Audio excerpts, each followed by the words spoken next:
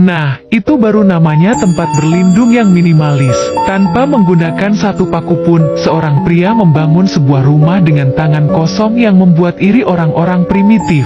Pada hari pembangunannya, asap mengepul dari atas rumah. Ini seperti tontonan konstruksi hutan belantara. Koung yang berusia 30 tahun tidak mampu membeli rumah di kota besar. Dia membawa keledainya ke padang gurun. Dia dan saudaranya, Sheng, berencana untuk tinggal di sini dengan kecepatan siput. Kedua pria itu, yang sangat memperhatikan kehangatan, telah membangun perapian batu. Fondasi ditata dalam lingkaran dengan kompas buatan sendiri. Selanjutnya, mereka menggali tanah di area tersebut. Keduanya adalah pemuda yang kuat. Mereka menggali dengan sangat cepat. Sekop-sekop itu tidak berguna. Ketika fondasi sudah cukup dalam, mereka pergi ke sungai untuk mengambil kerikil. Bagaimanapun, mereka tidak akan menggunakan alat-alat modern. Bahkan keranjang bambu untuk mengangkut pun harus dianyam dengan tangan. Menuangkan batu-batu itu sebagai fondasi yang kokoh. Padahal bahan-bahannya sederhana, tapi pembangunannya tidak malas sama sekali. Batu-batu yang berat itu terlalu banyak untuk keranjang.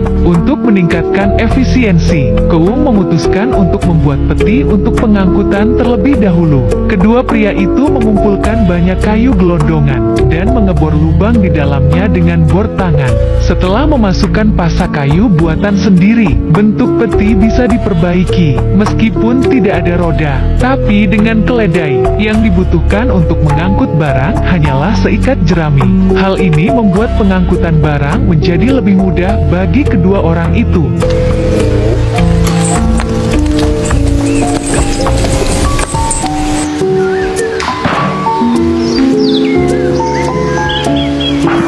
Dengan bantuan keledai-keledai itu, kedua pria itu langsung bekerja dengan kecepatan 2 kali lipat. Mereka tidak hanya menyingkirkan semua kerikil dari sungai, tanah di sebelahnya juga dibalik. Setelah menimbun fondasi bundar, mereka mulai makan. Disinilah keuntungan membangun perapian terlebih dahulu. Saudara Koung bertanggung jawab untuk hidup. Saudara Sheng bertanggung jawab untuk memasak. Bahan-bahannya sangat sederhana. Tambahkan ragi dan madu ke tepung. Tapi tidak cukup hanya dengan makan makanan pokok saja. Mereka juga membutuhkan lauk pauk. Kakakku, Sheng, pergi ke hutan belantara.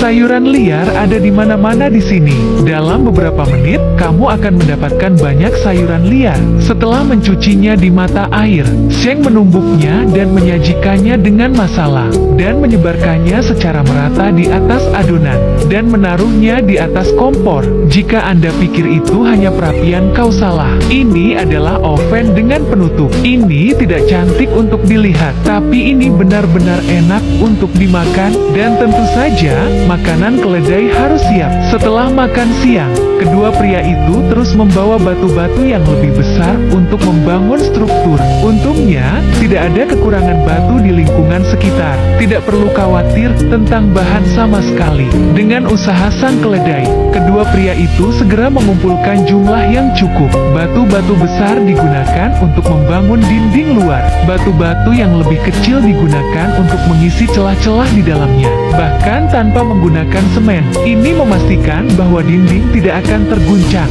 Ketika tumpukan itu hampir selesai, saudaranya, Sheng, meletakkan pekerjaannya agar bisa makan dengan lebih elegan di masa depan. Dia membelah batang kayu menjadi 2. Dia menggambar lingkaran di atasnya dengan arang. Kemudian dia menggunakan kapak untuk memotong lekukannya.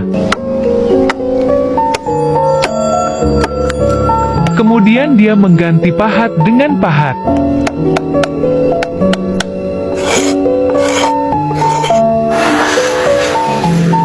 Dan kemudian dia menghilangkan kelebihannya. Dan setelah beberapa detail lagi, sekarang mangkuk kayu ini tidak dijual. Anda menaruh tepung di dalamnya, tambahkan kacang dan bentuk adonan. Dengan pengalaman membuat pizza, sekarang makanannya akan terlihat bagus. Dicelupkan ke dalam daun bawang liar. Masakan Sheng sangat menyenangkan saudaranya. Setelah menyelesaikan dinding batu yang tersisa, aman untuk membangun bingkai.